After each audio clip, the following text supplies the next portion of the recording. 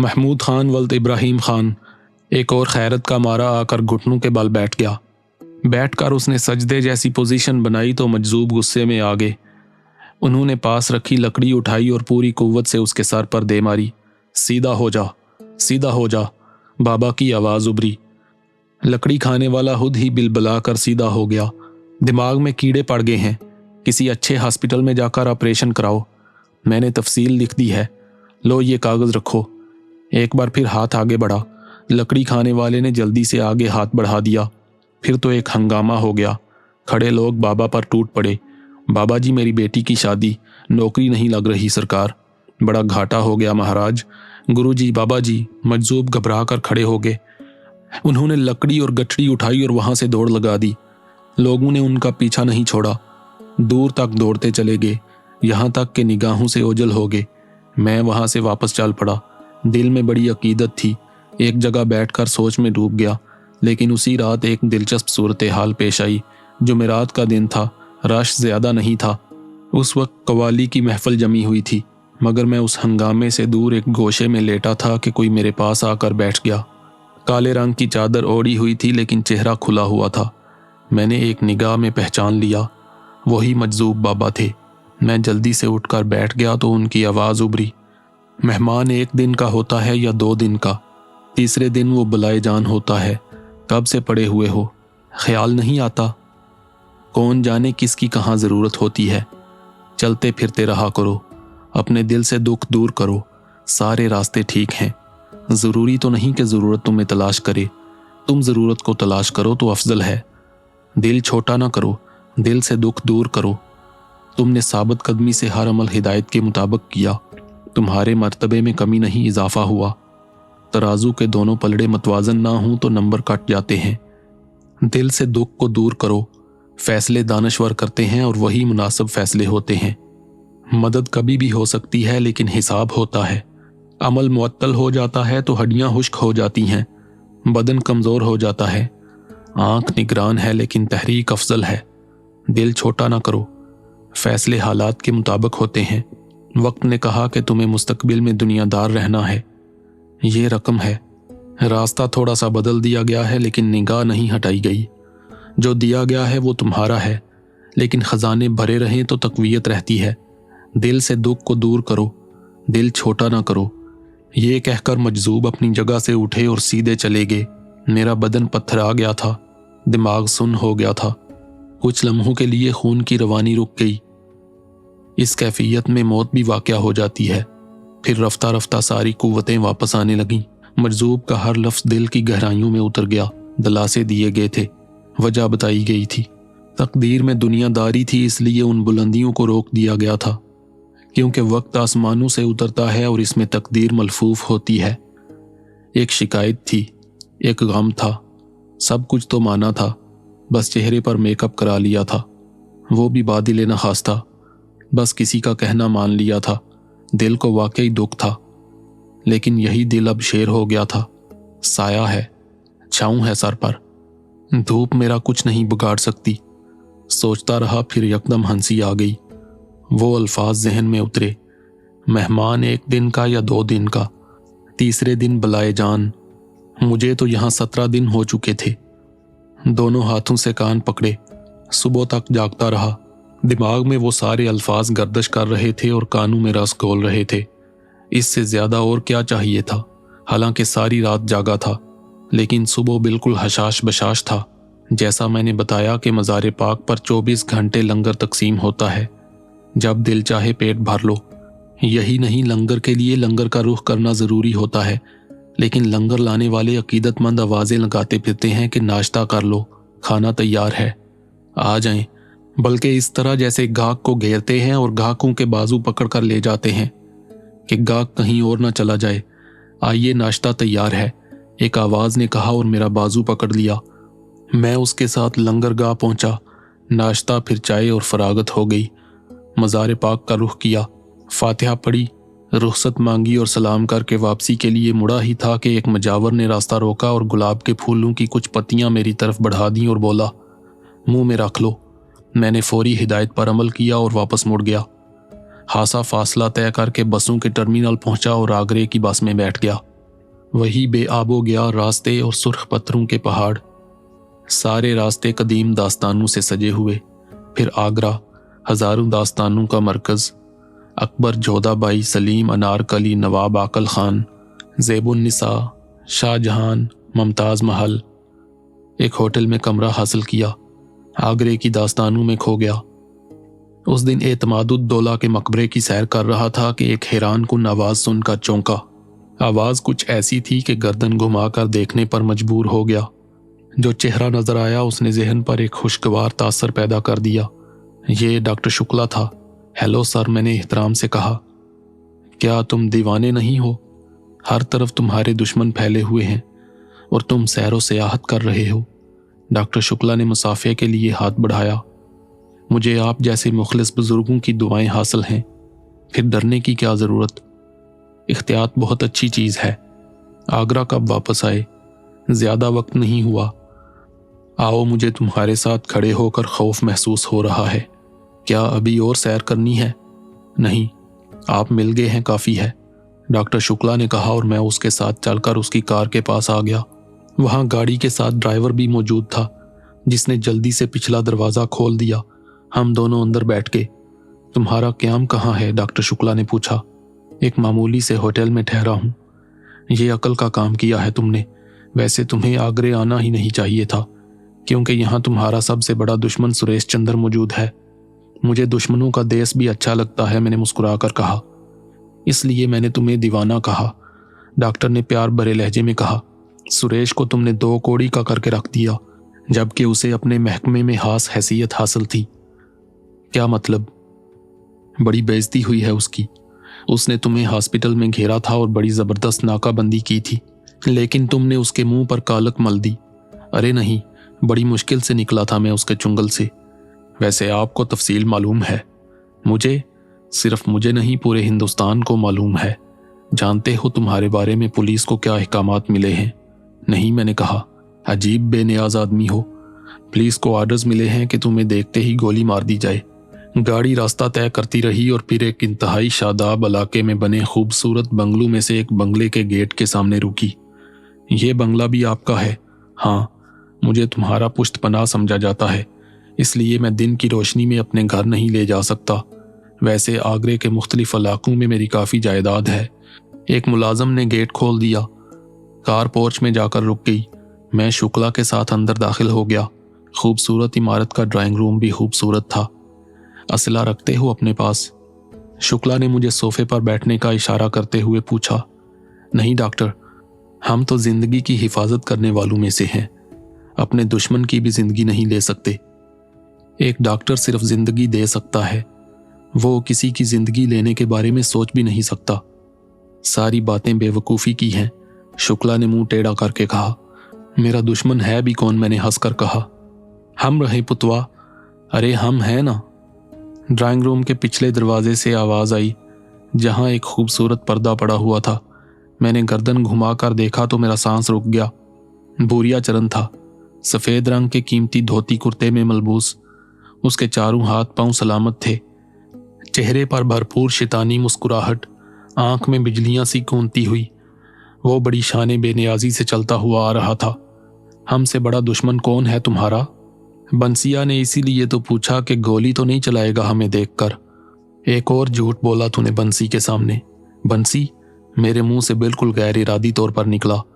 میں نے ڈاکٹر شکلا کو دیکھا کیونکہ بوریا چرن اسی کی طرف اشارہ کر رہا تھا۔ میری پوری جان آنکھوں میں سمٹ آئی، کیونکہ اب شکلا کی جگہ وہاں بوریا چرن کا دستے راست بنسی راج بیٹھا ہوا تھا۔ یہ دیکھ کر مجھے شدید چکر آ گیا۔ ہر چیز گھومتی ہوئی محسوس ہوئی۔ آنکھیں پھٹی کی پھٹی رہ گئیں۔ کچھ سمجھ میں نہیں آ رہا تھا۔ بوریا چرن سامنے والے صوفے پر بیٹھ گیا، جبکہ بنسی راج ادب سے کھڑا ہو گیا۔ پھر وہ بوریا چرن کے پیچھے جا کر کھڑا ہو گیا۔ ہاں رے بنسیا، جھوٹ نہ بولا اس نے تم سے؟ جی مہاراج۔ کیا جھوٹ بولا؟ اسے بتا۔ ارے کہہ رہے ہیں ڈاکٹر تو جیون دیوے ہیں اور اپنے دشمن کی بھی جان نہیں لیتے۔ ہاں شاباش، ہم تو یہی کہہ رہے تھے کہ اس نے کیا کیا، آپ کے ہاتھ پاؤں توڑ دیے۔ جھوٹ بولا نہ سسرے۔ بوریا چرن کا لہجہ ایک دم غضبناک ہو گیا۔ میرے حواس آہستہ آہستہ بحال ہوتے جا رہے تھے۔ ایک خوفناک جال بچھایا گیا تھا शैतान का बच्चा भूरिया चरण अपने हाथ पांव हासिल करने में कामयाब हो गया था। अब वो अपने शैतानी वजूद के साथ दोबारा अमल की दुनिया में आ गया था। मुझे याद था जब मैं अपने हॉस्पिटल में था तो भूरिया चरण या उसकी कोई पूर्णी डॉक्टर सायरा के रूप में मेरे सामने आई थी और मैं आसानी से धोखा खा गया था। इसी तरह बंसीराज ने डॉक्टर शुक्ला का रूप इख्तियार किया था और बहुत खूब इख्तियार किया था। उसने डॉक्टर की आवाज़ में नहायत शुस्ता अल्फाज में मुझसे बात की थी, जबकि अब वो अपनी पुरानी जुबान बोल रहा था। इसके अलावा ये लोग कितने बाखबर थे, एक एक बात इन्हें मालूम थी। इन्होंने नहायत जहानत से शुक्ला के रूप का इंतखाब किया था, इस ख्याल से कि शुक्ला का बेहद एहतराम करता हूँ और उसके रूप में किसी बात से गुरेज नहीं करूँगा। मेरे और शुक्ला के बारे में किस कदर शानदार मालूमात थी हरामजादों को। क्या रे, बोलती बंद हो गई तुम्हारी? तुम्हारे इस नाटक के बारे में सोच रहा हूँ भूरिया चरण। अरे इस नाटक से तो हमारे जीवन की डोर बनी है। तू हमको अपना सबसे बड़ा दुश्मन समझे है ना? हाँ भूरिया चरण, मैंने साफ कोई से कहा। कैसे मजे की बात है, दुश्मन ही को तेरे जीवन की सबसे ज्यादा फिक्र है, वही तेरी हिफाजत कर रहा है। फायदा, मैंने कहा। तू जानत है, बस क्या करें, मजबूरी है। तुम भी मजबूर हो सकते हो भूरिया चरण, मैंने कहा। हाँ रे, वो मायूसी से बोला। तुम्हें क्या मजबूरी है? बस काली मैया का वचन लिए हैं खंडोला बनने के लिए। सबसे पहले जो काम शुरू हो उसको कामयाब होना चाहिए। वो तो गुंजाइश निकल आई कि तू अपने पिता का हमशक्ल और पायल निकला और अमावस की रात को पैदा हुआ। सारी बातें वही निकलीं जो तेरे पिता की थीं, सब हमारे काम की थीं, सिवाय एक के। भूरिया चरण की आवाज में बड़ी मायूसी झलक रही थी। कौन सी एक? मैंने दिलचस्पी से पूछा। अपने पिता ही की तरह हठधर्म और जिद्दी है। भूरिया चरण ने दांत पीस कर कहा। नाकाम तो अब भी तुम हो रहे हो भूरिया चरण। भूल जा बिटवा, भूल जा इस बात को। अब हम तुझे समझ गए हैं, जानते हैं किस तरह की बू आ रही है। देख ले कैसा पकड़ लिया तुझे आराम से पिंजरे में। अरे अभी चाहें तो तुम्हारी गर्दन मोड़कर चिड़िया की तरह मार दें, पर नहीं, परदेसी है, हमारे पास है। ऐसा नहीं करेंगे, पर जो हाल है तेरा, मान लेगा तू भूरिया चरण को, मान लेगा। और सुन, अब भी तू जिंदा रह सकता है, हमारा काम कर दे, तुझे इज्जत और आबरू के साथ पाकिस्तान पहुंचा देंगे। ये एक शंका और होने वाले खंडोला का वचन है। काली मैया के नाम के साथ अपने वतन वापस जाऊंगा भूरिया चरण, लेकिन उस वक्त जब तेरा नापाक वजूद खत्म हो जाएगा। नहीं होगा रे, कभी नहीं होगा, पर तुझे 2 कौड़ी का कर देंगे। बंसिया ले जा इसे, हमें गुस्सा आ रहा है, काम खराब ना हो जाए। भूरिया चरण ने कहा और सोफे से उठ गया। उठ उठ, बंसीराज ने घबराए हुए लहजे में कहा। मैं गुस्से में उठकर खड़ा हो गया। भूरिया चरण वहीं खड़ा रहा। मैं बंसीराज के साथ बाहर निकल आया। थोड़े फासले पर आकर बंसीराज मुझे एक कमरे में ले आया। यहाँ भी फर्नीचर मौजूद था। उसने मुझे बैठने का इशारा किया और मैं बैठ गया। डॉक्टर कामरान, वो ठहरे हुए लहजे में बोला, ज्यादा कुछ नहीं कहूँगा, मान लो इसकी बात। तुम्हें अंदाजा हो गया होगा कि हमें तुम्हारी एक एक जुम्बश का पता रहता है। अगर तुम इसकी बात नहीं मानोगे तो मायूस होकर तुम्हें मार देगा। उसके बाद मैंने मुस्कुरा कर पूछा। बंसी जिच नजरों से मुझे देखने लगा, फिर बोला, ठीक है, अब तुम जाओ, बस इतना ही काम था तुमसे। मैं उठकर दरवाजे की तरफ बढ़ गया। उस खूबसूरत बंगले से बाहर निकलने में मुझे कोई दिक्कत नहीं हुई। बेहद खूबसूरत और शादाब इलाका था। मौसम भी बादलों भरा था। दरिया जमुना पूरी तरह रवानी से बह रहा था। लोग सैर करते नजर आ रहे थे। एक तरफ से बड़ी खुशगवार खुशबू नथनों से टकराई। देखा तो कई बेंचें पड़ी हुई थीं। उनके पास एक बुजुर्ग बैठे हुए थे। उम्र 55 साल के करीब होगी। कच्ची दाढ़ी, सर पर बगैर फंदे की तुर्की टोपी। बड़े खुशबूदार आलू के कबाब डाल रहे थे। बेख्तियार आलू के कबाब खाने को दिल चाहा। वैसे भी कबाब फरोश बुजुर्ग रवायती किस्म के मुसलमान लग रहे थे। मैं करीब पहुंचा तो मुस्कुरा कर बोले, आइए आइए हजूर मन, चश्मे माँ रोशन, दिल माशाद। हमें मालूम है कबाबों की खुशबू आपकी राह पर बनी है। हमारी तरफ से साहिब ज़ौक़ की शनाख्त का यही अमल है। तशरीफ़ रखिए। शुक्रिया। कबाब तलें? कबाब की भी बहुत सी इस्तिलाहात हैं। कबाब लगाना, कबाब तलना, जल कर कबाब हो जाना, कबाब खंदा यानी जल कर मुस्कुराना वगैरह। तो क्या हुक्म है? جی मुझे इनकी खुशबू यहाँ लाई है।